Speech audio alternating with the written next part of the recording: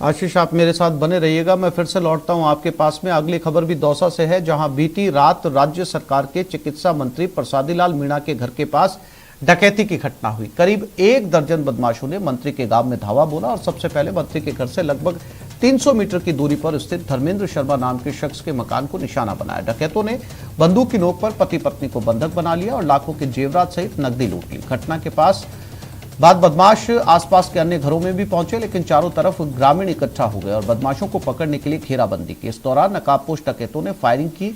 इसमें 3 लोगों को गोली लग गई। इससे ग्रामीण भयभीत हो गए और बदमाश मौके से फरार हो गए।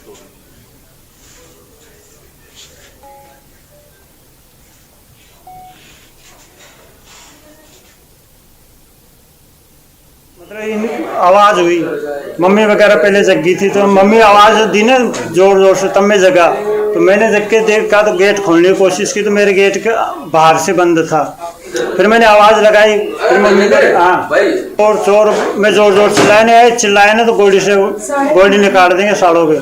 फिर इधर से वो लकड़ी से काहे से मतलब तोड़ गाड़ियों को नकार दी। फिर मैं छोड़ इधर से आ रहा हूँ, शकल देखवा के लिए कोशिश करी। मैंने कोई जानकार से कहीं नहीं।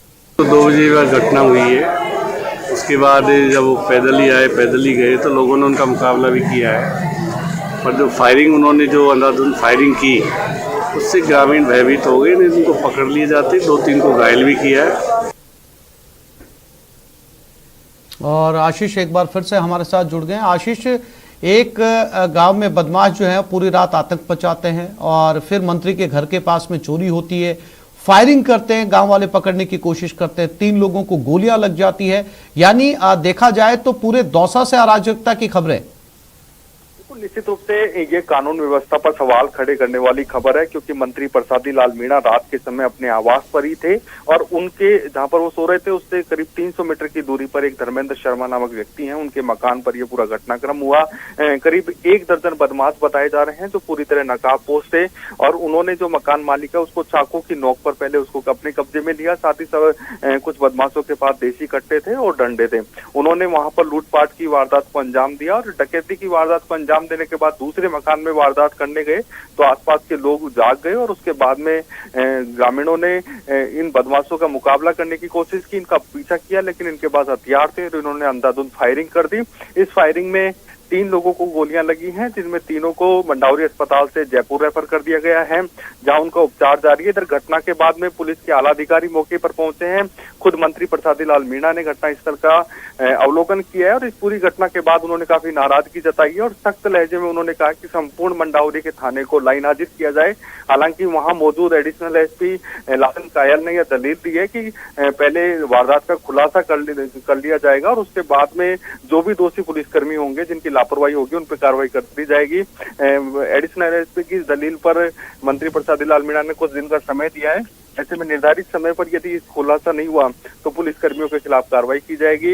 इधर उन्होंने इस पूरे घटनाक्रम के लिए भाजपा को जिम्मेदार बताया है। उन्होंने कहा है कि जब मुख्यमंत्री अशोक गहलोत की गत सरकार थी, उस सरकार के दौरान यहाँ पर थाना खोला गया था, लेकिन थाने का जो भवन भाजपा सरकार के दौरान बना वह करीब 10 किलोमीटर दूर बना दिया, इसलिए मंडावरी कस्बा है सुरक्षित हो गया। ऐसे में उन्होंने भाजपा को जिम्मेदार ठहराया है। साथ ही उन्होंने ये कहा है कि पुलिस के आला अधिकारियों से बात कर ली गई है। अब थाने का मुख्यालय मंडावरी कस्बे में रखा जाएगा ताकि मंडावरी में सुरक्षित माहौल बन सके। जी आशीष, वाकई हैरानी की बात है। मंत्री घर में मौजूद है, मंत्री के पड़ोस में गोलियां चल रही हैं, 3 लोगों को गोलियां लग गई। एक घर लूटने से भी लुटेरों का मन नहीं भरा, दूसरे घर में बेधड़क जो है वो हमला बोल रहे हैं। अगर मंत्री जैसी जहां पर मंत्री रहते हैं वो वीआईपी जोन अगर सुरक्षित नहीं है तो कानून व्यवस्था का अंदाजा लगाया जा सकता है आम आदमी खुद को कैसे सुरक्षित महसूस करे। गंभीर सवाल है, क्योंकि मंत्री प्रसादी लाल मीणा खुद अपने गांव में थे, क्योंकि शनिवार को वो यहाँ पर आ गए थे। आज रविवार था, ऐसे में आज वो जनसुनवाई करते, लेकिन उनके घर के पास में ही उनके पड़ोसी के घर में इस तरह की वारदात हुई और गोलियां चली हैं आसपास के क्षेत्र में।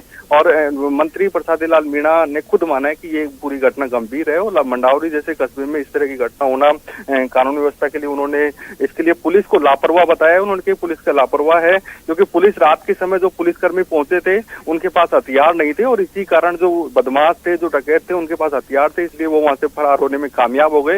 यदि पुलिस की टीम के पास हथियार होते तो निश्चित रूप से कुछ बदमाश पकड़े जाते, इसलिए उन्होंने पुलिस को लापरवाह बताया है। फिलहाल पूरे प्रकरण में मेन जो एक सीसीटीवी फुटेज पुलिस के हाथ लगा है, उस सीसीटीवी फुटेज में एक बदमाश दिखाई दे रहा है, उसको पहचान करने की कोशिश की जा रही है ताकि सभी डकैतों की पहचान की जा सके और उनको पकड़ा जा सके। और उसके बाद में यदि कोई पुलिसकर्मी दोषी पाए जाएंगे, क्योंकि पूरे घटनाक्रम की जांच होगी, जांच में दोषी पुलिसकर्मियों के खिलाफ भी कार्रवाई की जाएगी।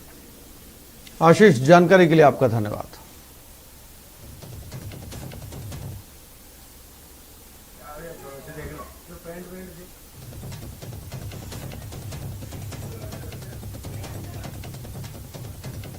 और कोटा चाकूबाजी मामले में आप